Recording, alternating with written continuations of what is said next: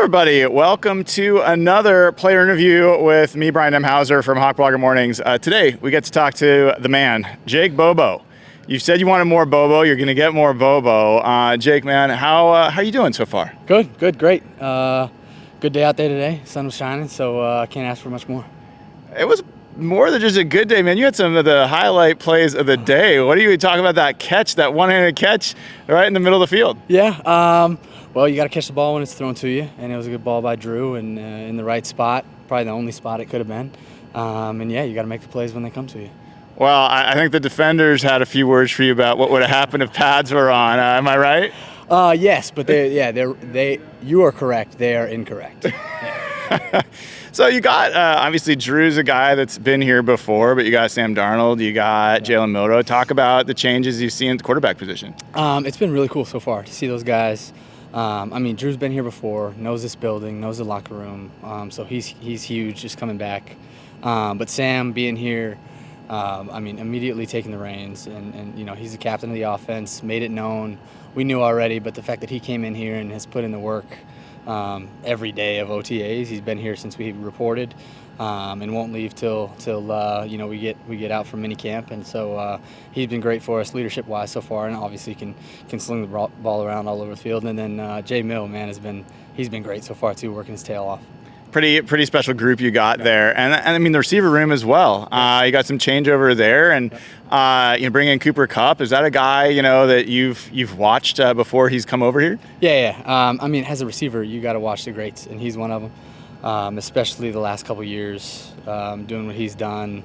It feels like it was 10 years ago, but it was 3 when he went Triple Crown, and he's still got it, man. You guys see it out there on the practice field. He's rounding guys up in a way only he can, and so the rest of us are just trying to learn from him and take pieces of his game, take pieces of Jack's game, Quez, MVS.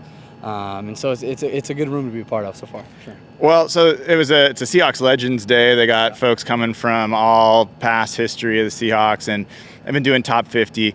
No, I'm not going to put you on the spot if you have a Seahawks historian kind of take, but if you do, that's fine. If you could have a guy from NFL history, okay. But Seahawks history, it's a bonus, but any team that you could sit down with and just pick his brain, Yep. Who would it be? Boy, that's a good question. I'm biased because I have been able to pick his brain, but Bobby Wagner, I'm assuming he's in the top 50. He has to be. He's got to be, right? Absolutely. Top 5. Yeah. But just being, just seeing the way he worked the last 2 years being here, and I guess my rookie year. Yeah. Now he's over in Washington, but just being able to watch him work and pick his brain about, not necessarily scheme things, but just how to take care of your body, how to be a vet, how to survive, for lack of a better word, in this league, and also be a great player, and he's done all those things. So I'm sure he's doing the same thing in Washington, but that was a cool experience for me, for sure. So more Bobo. Do you remember where you were when you first heard that came up?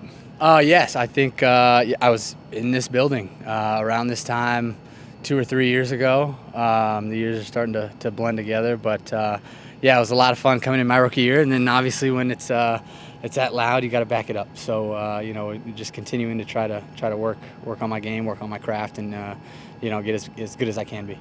You had a really productive rookie year, not only as a receiver, but as a run blocker as a receiver, which, is not something a lot of receivers take as much pride in. How do you feel about your second year? It was good. Obviously didn't have the same offensive production that I wanted to, but the biggest thing for me last year was being able to contribute on special teams. Didn't do as much of that my rookie year as I would have liked. And then being able to have the opportunity to do that was big for me in my development as a player, as a person, as a leader in this building. So just being able to do that, and then also hopefully, we'll bring some offensive production as well. But both those things I take pride in, and we'll continue to work on. Was there something, maybe a few things that you walked away from last season that you wanted to work on coming into this year? Yeah, for me, a lot of it's always physical. Just being able to get stronger so I can go in and help out in the run game like I do, and then faster to be able to stretch the field a little bit more. So I've been working on that, and then honestly just trying to get comfortable. This game is fast, and that's what people don't realize when you're out there is, things are moving. And so when you're having to think about not only my assignment, what the defense is giving me, and all the above, it gets hectic out there. And so just being able to hone in on my craft and be able to realize what I'm trying to do on a play in and play out basis is something that I've worked on, and it's mostly mental, but some physical tools as well. Well, and you got a new offensive coordinator coming in. This will be your third OC in 3 years. Yep. Is that true? Yeah. So Clint Kubiak and outside zone receivers blocking is a pretty big part of this. Talk about how much that's come up so far. It's come up a lot, which we knew. The cool part is teams that run this scheme. Obviously, Coobs has his own twist on things. He's going to put his own twist on different routes and different run schemes and stuff. But being able to, when we play Minnesota, when we play San Fran, and seeing some of the concepts and how the run game and the pass game really go together, and being able to play off each other, making comments on the sideline that was a cool concept they just ran, and now Coobs is bringing it here. So just being able to do a lot of that stuff. Obviously, he does stress receivers in the run game. But the big part of that is just being able to open up the pass game through the run game. And so making, it sounds weird, your path to go block a safety look the same as my path to run a pylon route off play action. And so just doing that stuff and how the two are intertwined is going to be big for us. Well, and, obviously this is an offense that has been run in a few other places. And you go down to San Francisco, and people talk about Brandon Ayuk, Deebo Samuel, who's no longer there, but, Juwan Johnson as receivers. Yep. I don't know that they realize how good those guys are as run blockers and how key they are to that run game that's breaking a lot of big plays. So is that something that you, do you take pride when you're able to, open up a hole for one of your backs? Oh, yeah, for sure. And for me, it's not going to be a highlight block every play, but I just like getting in there with the O linemen and just getting dirty down in the trenches and springing guys like K9, because they only need you to get a piece.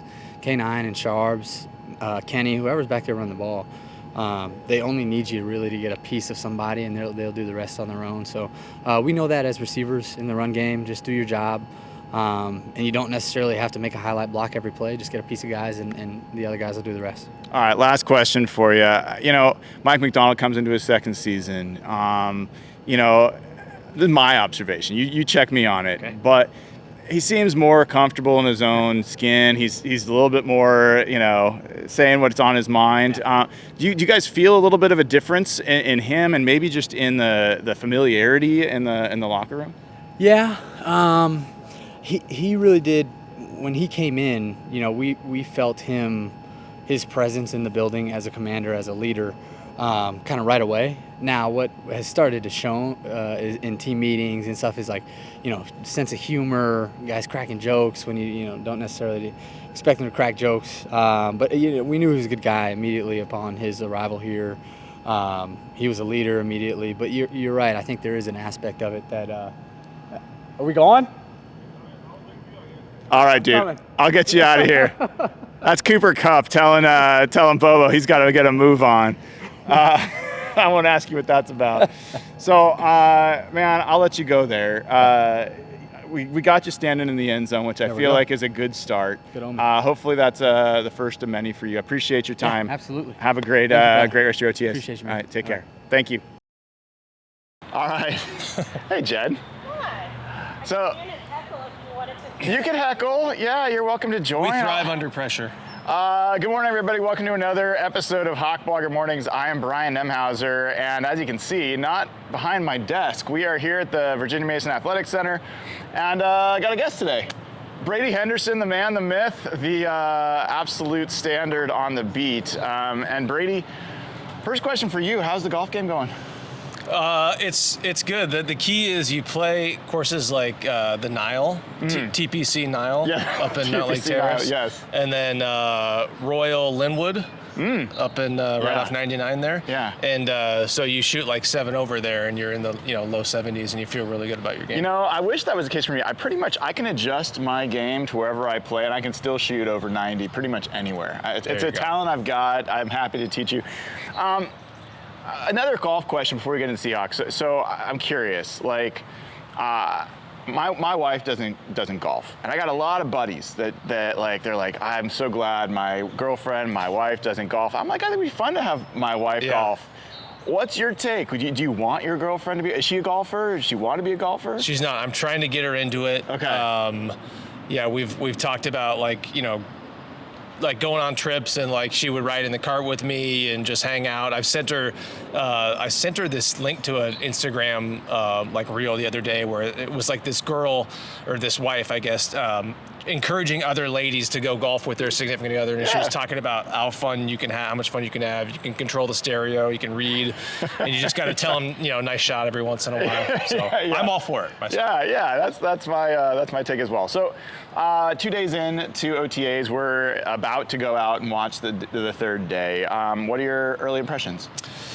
This is going to be a really boring answer, but I always really try to temper like my own kind of observations out here, just because you really got to remember that it's not real football quite yet. I mean, they are starting to do 7-on-7 and 11-on-11, so it's more real than what it was a week or two ago, but they're still not hitting. Like, you see a lot of passes get completed that would probably not get completed because right now, when it's no contact, defensive players are really letting up because they don't want to contest the ball and end up getting too physical. We actually saw Mike McDonald stop practice yesterday. He got a little upset. Yeah. There was a kind of an overly physical play between a cornerback and a wide receiver, and so he had to stop to remind everybody that you can't do that this time. And remember, the Seahawks have gotten disciplined by the NFL a few times over the years. Carroll, yeah, lost a 5th-round pick a few years ago, got fined a ton of money, lost some OTA time. So they really try to tell defensive players, hey, relax here. This isn't actual football. So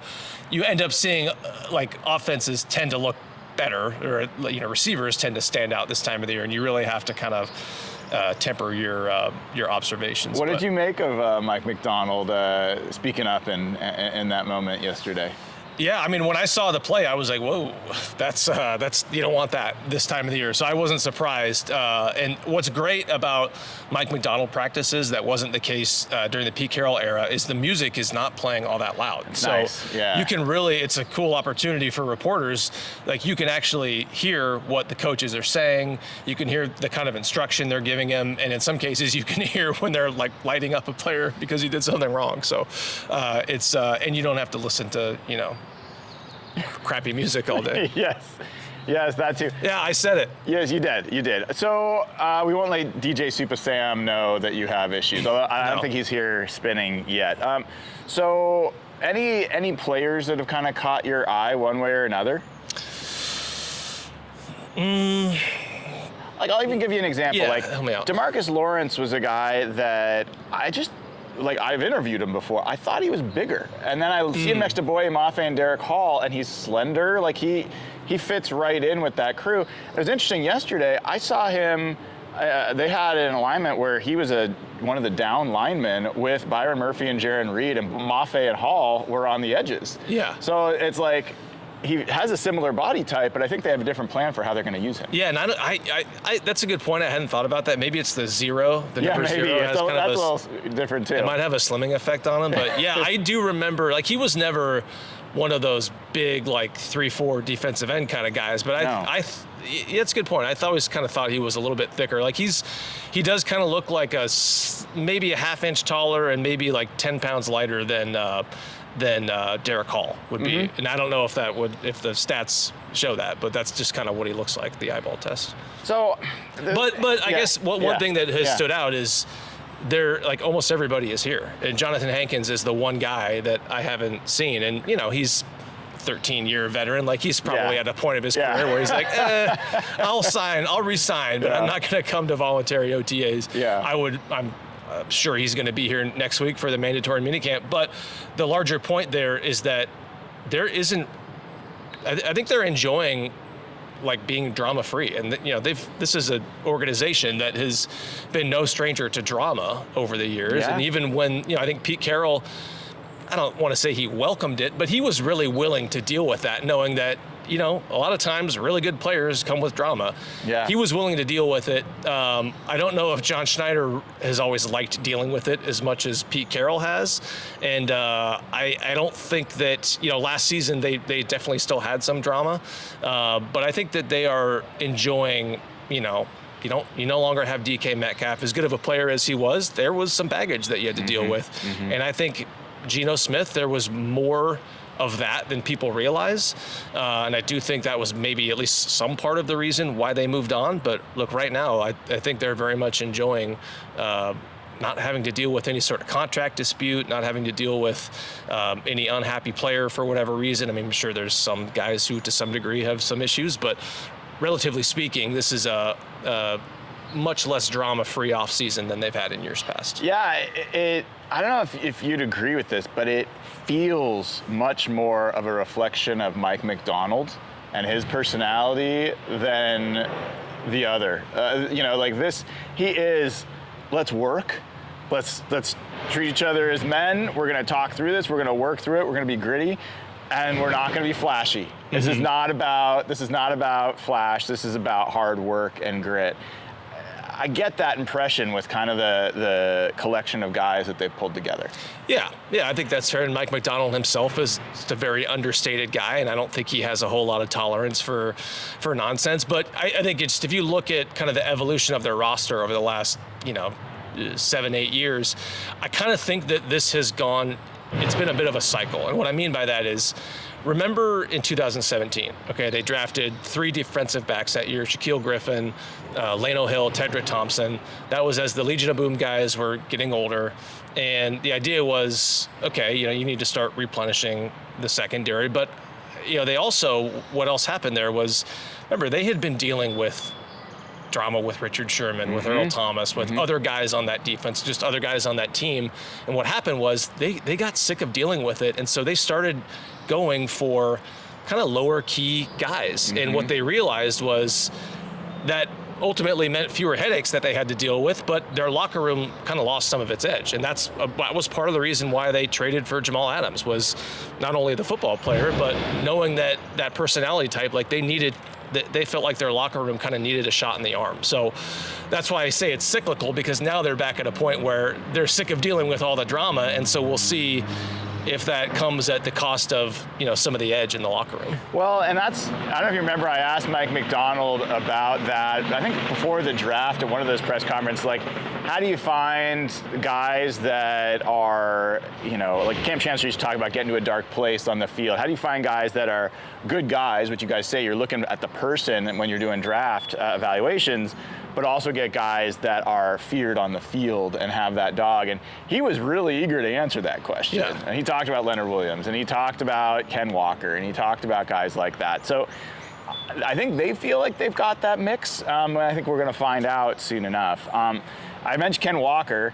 That draft class, they're coming up for contracts now. It's the year. That was a very talented draft class, which is great. But now you're at the point you're going to have to make decisions. So I want to go through. I want to get a Brady Henderson take. Okay.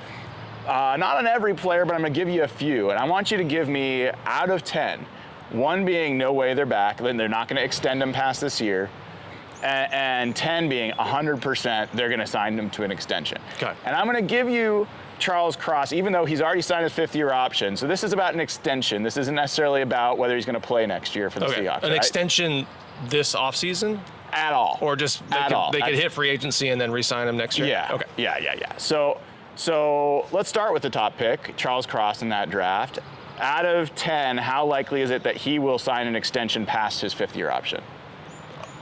10. 10. Yeah. Okay. Yeah. Easy one. Yeah, Easy 10. one. I thought that was a 10. Just wanted to check. We're calibrated. Yeah, you've heard John Schneider talk about, maybe in retrospect, they haven't done a good enough job of keeping the good offensive linemen that they had. So they're not going to let a guy that they drafted 9th overall a few years ago leave when he's, shown that he can be a Pro Bowl caliber player. Okay. Ken Walker. It's a tough one, right? 4. Four.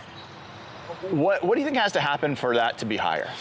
I think that he's got to, I don't want to say he's got to show that he can stay healthy an entire season, because that's just not realistic for running backs. You don't see that happen. I think he's got to show that, he can be, he can push through some of the injuries that he's had. I think that's, maybe part of the deal here is wanting him to, I don't know if it's a matter of taking care of his body. I'm not suggesting that, but just push through some of the injuries that he's had, avoid some of those injuries. We haven't seen him do a whole lot over the first couple OTAs because he's nursing something. But then I think they also, I imagine they would want to see what the fit is like with the new blocking scheme. So, and I think part of the reason why I say 4 is because, the other running back that they have, I think, is very reliable. Mm-hmm. Everything we ever hear about Zach Charbonnet is how much of a pro he is. Maybe not ultimately quite as talented as Ken Walker. Certainly doesn't have that home run speed that Walker has, but he's a guy that is very disciplined, and I imagine that discipline could play pretty well in his own blocking scheme, where it's all about, hey, you got to be here at this point, landmarks, all that stuff. So that's why I'm so low, or why I'm as low as I am on Walker. I think that's fair, and the guy he seems like somebody who could be, if not the best back in the NFL, in the conversation, with the Saquon Barkleys. I think he's that talented. People talk about the injuries, and that's certainly been an issue, but his production has dipped every year, and so it's he's got to show that he's a truly a lead back worthy of spending that kind of money. Boye Mafe. 7.5. Okay, now we're going to take a quick detour on this one, because I'm going to tie this into the Trey Hendrickson conversation. Yeah. So everyone's talking about Trey Hendrickson, or there are people and maybe he'll get traded, and should the Seahawks do it? And one of the things I keep hearing is, well, they're going to have to pay Trey Hendrickson when they make that trade. No. Well, John Schneider doesn't do that when he makes a trade. And by the way, if Boye Mafe potentially is part of it, Boye Mafe is going to have to be paid. So is there something to be said for maybe a deal where you're okay, do I think over the next 3 years Trey Hendrickson is going to be a bigger impact player for this team, or Boye Mafe? And that if you traded a Boye Mafe for Trey Hendrickson, you're not talking about a second-round pick in addition. That might be it. You might add a fifth-round pick. Does that at all make sense? I wouldn't really like the idea of giving up on a young player. What's Boye Mafe, 25 26? Years? 26, yeah. I guess he was a little older when he came out. I don't know. That would be... You don't expect that? You'd be surprised?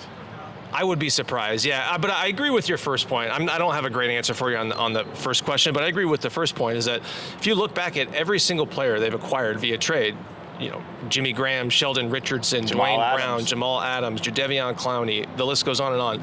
Not once since Percy Harvin have they traded for a guy and then paid him right away. And it was because they did that with Percy Harvin, and it backfired so badly, and it caused so much resentment in the locker room. What happens is, when you trade for somebody and you make him the whatever highest paid player at his position, highest paid player in that locker room, the guys who have already been there say, hey man, what the hell? I've been here, I've done it for you, I've played through injury, I've whatever, and you're gonna go out and pay this guy and trade for him and give it, it creates a whole lot of problems in the locker room. It created a lot of resentment in the case of Percy Harvin. When they traded for him and paid him right away in 2013. And that's why every time since then they've said, no. Leonard Williams is another one. They've said, no, you've got to earn it here, and you've got to earn it among your teammates. And then they've ultimately paid a lot of those guys, but it's just not, they're not going to trade for Trey Hendrickson and then give him an extension right away. That's not happening. All right. So Boye Mafe, 7.5. Let's talk about some of the other guys in that class. Riq Woolen. 1. That's just my read on it. Why? Yeah, that's just my read on it. Well, sorry, I've got something. You all right? Floating around. Yeah. All right, you're good. Pollen or something. And this is just my read on it, but the fact of the matter is he's gotten briefly benched, each of the last 2 years. Two different coaches. there's a whole lot of talent there, and he, since his rookie season, he just really hasn't been able to consistently put it together. Now, he was injured a couple years ago, and I think for a guy who had not really played a whole lot of cornerback, I think missing those reps in the offseason, remember he had the knee injury that required kind of a minor surgery. I mean, that was a pretty big setback for him, I would say, because when you're a young player who is even younger at cornerback than he was, because he was a converted wide receiver, I think that was a setback for him. So I'm saying that like somewhat in defense of him, but the bottom line is, if you're the Seahawks, I just don't know if I don't know if they trust him enough to pay him, and I don't know if with some of the maybe not the most physical tackler, I don't know if he's the kind of physical presence that Mike Macdonald wants in his defense. So this is just my read on it. I think he's an incredible talent who obviously we've seen him make a Pro Bowl. We've seen him intercept a ton of passes. I just don't know if that's a risk that they would want to take, just given some of the inconsistencies there. That's fascinating to me, because if he's not the best athlete on the team, he's in the conversation for it. Usually when you have a pick that works out, becomes a Pro Bowler, has production, and plays a position that's hard to find, it's a premium position. Those aren't guys usually you let walk, but you're right. I mean, I think there's a lot of people that have, oh my gosh, there's a puppy coming in. That's a cute puppy. There's a lot of people that have questions about Riq Woolen, and that's going to be a huge decision for them if they were to let him walk. Maybe they get a comp third because he'll get so much money, but man, that's a big one. Coby Bryant, last one I'll ask you about. Actually, no, I got to ask you about Abe Lucas too, but Coby Bryant. Coby Bryant, gosh, I think it's higher than you might imagine. Yeah. We all saw the Seahawks spend a second-round pick on Nick Emanwari, so that would suggest that they're preparing to move on from the guy who's going into the last year of his rookie contract. I don't know about that. I don't know what the number is, but I think it's higher than you might expect. And we're seeing them, and we've heard Mike Macdonald talk about playing Nick Emanwari at the second level, at least for a while. So I'll call it 5. Okay. You sound like you're a little closer to a 6. Yeah. At least 5. You'll say at least 5. All right. Last one, Abe Lucas, who's obviously had a lot of injuries, told us yesterday. He said end of last year he's playing on a flat tire. He says it's fully inflated now. So what are the chances there that they bring him back? I don't see it happening, and I could be wrong about this. I'm not reporting this, just my read on it. I don't see it happening this year, because I think if you're the Seahawks, why would you not want to make sure that he can do it for a full season and to just see how the knee is holding up. So I would say not likely this offseason, but if he shows that he can be healthy and if he looks like the knee injury is at least mostly behind him, then that would be another case where, okay, they've said in the past they've let too many good offensive linemen go. You got a right tackle who has shown, at least early in his career, that he can be a pretty good player. So I would think that after this season, at least, assuming he can stay healthy, assuming his knee is holding up okay, I would think that they would want to resign him. Yeah, it's a fascinating thing, Brady. I'm somebody who would want to be buying before the performance and like betting, at least in some cases, betting on the performance, so I'm not paying top market. Yeah. Something with Abe Lucas, I get it, but the chances are that this is the lowest price you're going to be able to extend what could be one of the better starting right tackles in the NFL. So you're risking spending more, and I think the Seahawks' philosophy has generally been, I'll pay market money once they've demonstrated that they've earned it. And that's another way to go, and there's different risk profiles to that, but you end up spending the maximum amount of money when you go that route. Yeah, and I think there's times where they've done it the other way. Remember Tyler Lockett? Remember when Tyler Lockett signed his first extension? It was like $10 million and change per year. And a lot of that was tough to watch. That voice you just heard in the background is John Schneider. But remember, a lot of the reaction immediately when they signed Tyler Lockett to that first extension in, 2018, whatever it was, wow, that's a lot of money. Yeah. And then he broke out that year. Yeah, and exactly. Then a year later, you're like, oh, if Tyler Lockett were hitting the market right now, he'd get a lot more than that. So there is a benefit to the other side. I think, I just think with Lucas, it's been so difficult for him to come back from the knee injury, and I just imagine they would want to give it as much time as possible to gauge how his knee is doing. All right, last thing, then we go out and watch practice here. We talked about Trey Hendrickson, Jalen Ramsey. Do you see any of these moves getting made?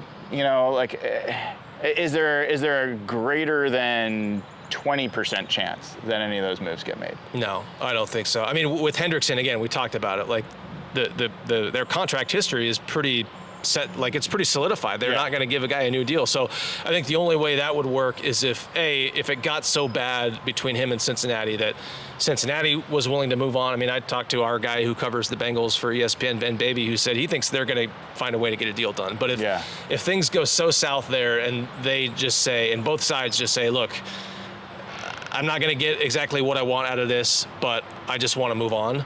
And for Trey Hendrickson, that would mean, look, I don't need a new deal. I just want to get out of Cincinnati. I'll play for $16 million, whatever he's set to make on the final year of his deal. I think that's what it would take because, again, the Seahawks just aren't going to trade for a guy and then give him a massive new deal. And then with Jalen Ramsey, I think that goes back to what we were talking about earlier with, how much I think they're enjoying the lack of drama. And for as good of a player, excuse me, as Jalen Ramsey has been, at least earlier in his career, he's not what you would call a low maintenance kind of guy. He's not. Yeah. And then the other big part of it is, he's 31, whatever it is, 31. 30, turning 31, yeah. Yeah, and he's making over $20 million this season. Now, a little bit of that has already been paid, but you would still be on the hook unless they found a way to, which they could, find a way to shift the money. Yeah, shift some money and maybe Miami eats some of it. If he gets traded anywhere, I think that's what's going to have to happen. But again, even if you found a way to make it work financially, I think they would have to be convinced that he wouldn't come in here and kind of disrupt what has been kind of a harmonious offseason so far. All right, Brady, I'll let you get out of here. Anything that people should look forward to coming up from you on ESPN?